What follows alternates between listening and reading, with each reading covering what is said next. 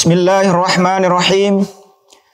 Assalamualaikum warahmatullahi wabarakatuh. Alhamdulillahillazi hamdan yuwafi ni'amah wa yukafi mazidah. Ashhadu an la ilaha illallah wahdahu la syarikalah. Wa ashhadu anna Muhammadan abduhu wa rasuluh sallallahu alaihi wasallam. La nabiyya ba'da. Peserta pesantren Ramadan tingkat SMP dan MTS sekota Padang yang dirahmati Allah. Dalam suasana pandemi COVID-19 yang mengharuskan kita tetap di rumah, walaupun demikian ibadah tetaplah harus kita jalankan dan pesantren Ramadan tetap kita laksanakan. Pada kesempatan kali ini, Ananda bersama dengan Ustadz Febrianto, guru PAI SMP Islam Terpadu Budi Mulia, dalam materi sejarah yaitu Thareq bin Ziyad, sang penakluk Andalusia.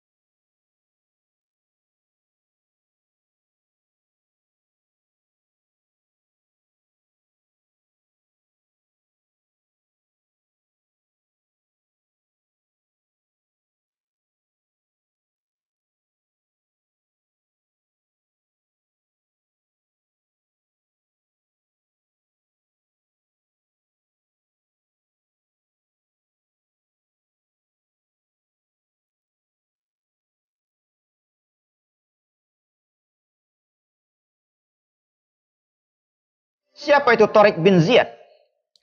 Thareq bin Ziyad dilahirkan pada tahun 50 Hijriah atau pada tahun 670 Masehi dan meninggal pada tahun 102 Hijriah atau tahun 720 Masehi. Thareq dikenal dalam sejarah Spanyol sebagai legenda dengan sebutan Thareq el Turto, yang artinya Thareq bermata satu. Asal-usul Thareq tidak banyak diketahui. Tidak diketahui dengan pasti. Namun menurut Syauqi Abu Khalil yang dikutip oleh Alwi Al-Attas, ada yang menyebutkan bahwa Thareq berasal dari Bani Hamdan dari Persia. Namun banyak yang mengatakan bahwa Thareq berasal dari suku Barbar, bangsa Barbar, penduduk Afrika Utara. Dan ada juga yang mengatakan bahwa Thareq adalah bekas budak Abu Musa bin Nusair. Kemudian Abu Musa memerdekakannya karena melihat potensi yang ada pada Thareq bin Ziyad. Kemudian Thareq bin Ziyad pun bergabung dengan pasukan pejuang Islam. Nama Thareq bin Ziyad menggelegar setelah dia berhasil menaklukkan Andalusia. Penaklukan suatu daerah oleh kekuasaan Islam bukanlah bertujuan semata-mata untuk mencari kekuasaan semata, memperluas wilayah semata, tetapi besar tujuan di balik itu, yaitu menegakkan keadilan di muka bumi, termasuk penaklukan Andalusia. Secara cepat pada masa pemerintahan ini menjadi gubernur, tibalah utusan kemudian dari wilayah Andalusia.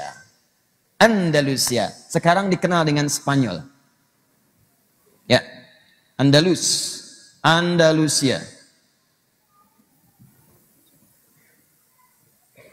Dulu orang Arab menyebutnya dengan Andalusia. Sampai sekarang di Spanyol itu masih ada wilayah Andalusia. Ya. Singkatnya, datang kemudian menghadap kepada Musa bin Nusair meminta bantuan. Karena pemimpin yang memimpin di wilayah Andalus ini bersikap kejam kepada rakyat. Ya, ada penyiksaan, maaf, ada hukuman yang tidak wajar, rakyat disiksa, dikejar-kejar dan sebagainya. Akhirnya yang paling menarik begini, mereka tuh minta perlindungan kepada umat Islam dan minta bantuan supaya rakyat mereka tuh dibantu. Datang menghadap kepada Musa bin Nusair utusannya, minta dibebaskan dari kekejaman Raja Rodrik. Datang pasukan Gotik kemudian ingin menghancurkan mereka dan seterusnya. Minta bantuan. Maka diutuslah oleh Musa bin Nusair, diteliti terlebih dahulu apakah ini benar atau sekedar hanya provokasi saja untuk mengadu domba antara dua pemerintahan. Maka ketika dilihat, oh benar, ini butuh bantuan. Maka dikirimkanlah seorang jenderal perang yang karismatik, punya giroh yang sangat tinggi, punya kemampuan militer yang hebat, dikenal dengan nama Tariq bin Ziyad. أيها القائد عذرا هناك رجل مسن يريد التحدث إليك لقد وصل مع السفن القادمة من سبتة. السلام عليكم أيها القائد طارق بن زياد. وعليكم السلام ورحمة الله. تفضل، ما حاجته؟ إنني قادم من إسبانيا. أنا مؤرخ القصر وأدعى سيركون. لقد أسلمت والحمد لله وجئت لألتحق بكم. تعال يا أخي، فبهذا النجاة والسعادة الحقيقية.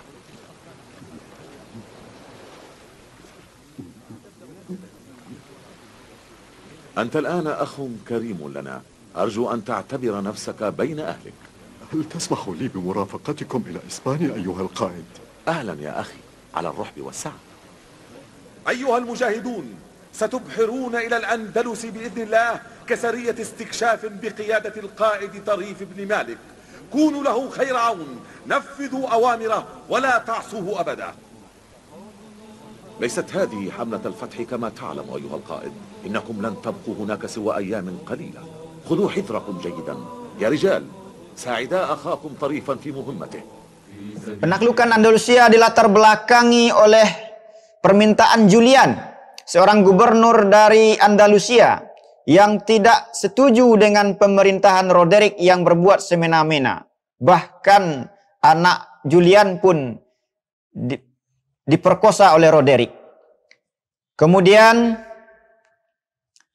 diadakanlah penyelidikan terhadap Andalusia. Barulah Abu Musa bin Nusair mengutus Tariq bin Ziyad dengan pasukan 7.000 orang untuk menaklukkan Andalusia. Tariq bin Ziyad dan pasukannya menyeberangi lautan pada malam hari dengan menggunakan kapal Julian.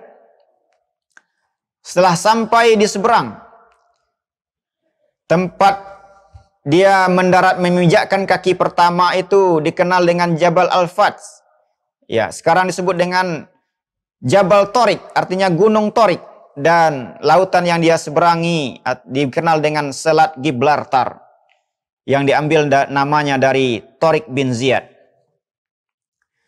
Setelah sampai di seberang, Tariq bin Ziyad membakar kapal yang digunakan untuk menyeberangi lautan. Kemudian pasukannya pun heran. Akhirnya Tariq pun memberikan pidato di hadapan pasukannya yang berapi-api. Bahkan pidato Tariq pun lebih bersemangat dari api yang bergejolak.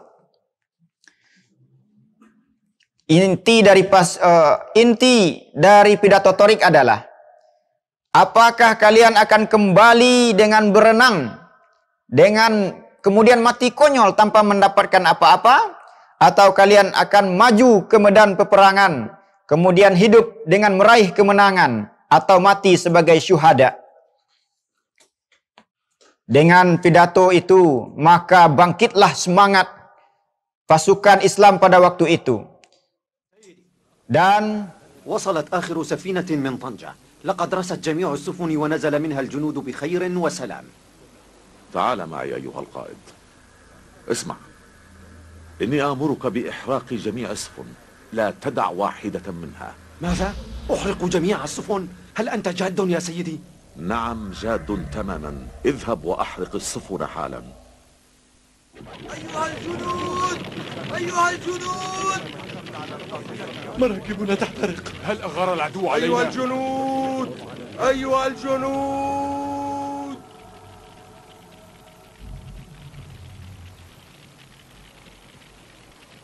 أيها المجاهدون الأبطال، إن ذلك الدخان الذي ترونه هناك يتصاعد هو من سفننا، وقد أمرت بإحراقها جميعا. أيها المقاتلون، اعلموا أنكم في هذه الجزيرة أضيع من الأيتام على مأدبة اللئام. أين المفر؟ البحر من ورائكم والعدو من أمامكم، وليس لكم والله إلا الصدق والصبر. وقد استقبلكم عدوكم بجيشه وأسلحته وأقواته موفورة، وأنتم لا وزر لكم إلا سيوفكم، ولا أقوات لكم إلا ما تستخلصونه من أيدي عدوكم. وإن امتدت بكم الأيام على افتقاركم ولم تنجزوا لكم أمرا، ذهبت ريحكم وتعوضت القلوب من رعبها منكم الجرأة عليكم. فادفعوا عن أنفسكم خذلان هذه العاقبة من أمركم بمناجزة هذا الطاغية، وإن انتهاز الفرصة فيه لممكن إن سمحتم لأنفسكم بالموت. واعلموا أنكم إن صبرتم على الأشق قليلا استمتعتم بالألذ كثيرا. وقد انتخبكم الوليد بن عبد الملك أمير المؤمنين من الأبطال عزبانا، ورضيكم لملوك هذه الجزيرة أصهارا وأختانا، ثقة منه بارتياحكم للطعان وإسماحكم بمجالدة الأبطال والفرسان. واعلموا أني أول مجيب إلى ما دعوتكم إليه، وأني عند ملتقى الجمعين حامل بنفسي على طاغية القوم لذريق، فقاتلوه إن شاء الله، فإن هلك فقد كفيتم أمره، وإن هلكت قبل وصولي إليه فاخلفوني في عزيمتي هذه واحملوا بأنفسكم عليه، فإنهم بعده يخذلون. Dan Roderick pun mendengar berita atas kedatangan Tariq bin Ziyad di Andalusia, sehingga Roderick pun mengumpulkan pasukan yang begitu besar yang berjumlah 100.000 orang dengan perlengkapan perang yang lengkap, siap menghadang pasukan Islam yang dipimpin oleh Tariq bin Ziyad. Karena pasukan yang begitu besar yang akan dihadapi, akhirnya Tariq bin Ziyad minta tambahan pasukan, minta bantuan kepada Abu Musa bin Nusair. Akhirnya Abu Musa bin Nusair pun mengutus pasukan tambahan berjumlah 5.000, sehingga pasukan Tariq bin Ziyad berjumlah 12.000 orang untuk menghadapi pasukan 100.000 orang. Kedua pasukan bertemu di pinggir sungai Gua Delate, sehingga peperangan itu disebut dengan Perang Gua Delate. Peperangan sengit pun terjadi.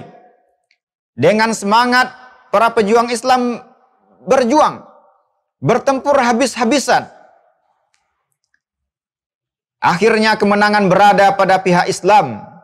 Dengan semangat yang kuat juga dengan pertolongan Allah Subhanahu wa taala. Akhirnya Roderick sendiri pun terbunuh di tangan Tariq bin Ziyad. Kemenangan pun berada di pasukan kaum muslimin. Setelah peperangan, ya, peperangan dimenangkan oleh kaum muslimin. Umat Islam pun mendapatkan begitu banyak harta rampasan atau ghanimah. Salah satunya adalah meja Sulaiman. Kemudian kitab-kitab kuno yang menjadi dasar perkembangan Islam selanjutnya. Setelah Andalusia ditaklukkan, Andalusia pun berubah, baik di bidang politik, sosial, ekonomi, dan toleransi beragama. Kedamaian hadir di negeri Andalusia. Baik,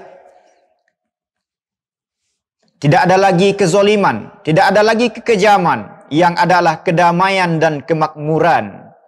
Selama 800 tahun Islam berjaya di Andalusia. ففروا هاربين من المعركة، وهكذا انتصر جيش المسلمين وأصبح الطريق مفتوحا باتجاه طليطلة العاصمة. بعد ذلك تابع طارق فلول الفارين، لأن الأخبار وردت إليه بأن العدو يجمع قواته من جديد. أكبر الله أكبر الله أكبر الله أكبر. وصل طارق بن زياد طليطلة وفتحها، وحين انقضى الشتاء سار الأمير موسى بن نصير لاستكمال فتح الأندلس، وفتح مدنا كثيرة، ولم يمرا بموضع إلا وفتحه الله عليهما. الله أكبر والتقى أخيرا بطارق في طليطلة. بعدها تابع المسلمون الفتح العظيم بقيادة موسى بن نصير وطارق بن زياد، فبورك الأبطال المجاهدون وبوركت أمة عظيمة أنجبت أولئك القادة الغر الميامين. الله أكبر الله أكبر. Demikianlah mungkin materi kita pada hari ini. Adapun kesimpulannya yang dapat kita ambil dari kisah Thariq bin Ziyad ini adalah, yang pertama, kemenangan dan keberhasilan Thariq diperoleh dengan semangat yang gigih, keberanian yang kuat, dan tidak takut mati, dan niat yang ikhlas karena Allah Subhanahu wa taala. Thariq bin Ziyad adalah pemimpin yang selalu berserah diri kepada Allah dan tidak sombong dan tidak angkuh. Kemudian penaklukan umat Islam terhadap suatu wilayah membawa berkah terhadap daerah tersebut, membawa kedamaian, keadilan, dan kemakmuran. Kemudian karakter Thariq yang bisa kita ambil adalah, Thariq adalah panglima yang taat kepada Allah dan Rasulnya, ikhlas dalam berbuat, berani mengambil resiko, bertanggung jawab terhadap perbuatannya, taat kepada pemimpin, dan penyayang kepada orang-orang yang lemah. Demikianlah materi kita pada hari ini. Untuk materi selanjutnya yang lebih panjang dan lebih lengkap dapat Anda baca di modul yang telah dibagikan. Demikian dari Ustadz. Terima kasih atas segala perhatian. Mohon maaf atas segala kekurangan. Wabillahi taufiq wal hidayah. Assalamualaikum warahmatullahi wabarakatuh.